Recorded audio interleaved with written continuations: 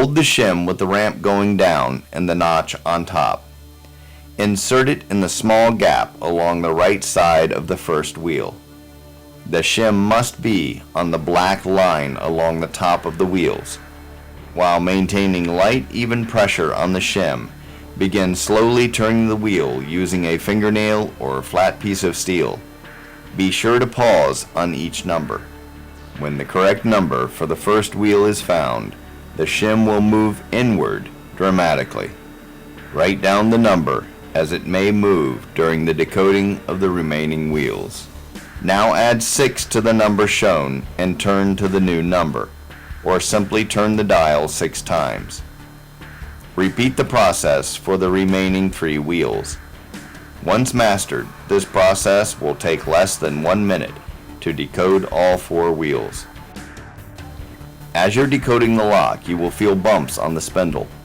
These are the false gates. Simply lighten the pressure and let the shim glide up and over them. If you do not feel the false gates, angle your pick slightly to the right until you feel the bumps on the spindle. This will indicate that you have bypassed the anti-pick lip, which protrudes from the right side of each wheel.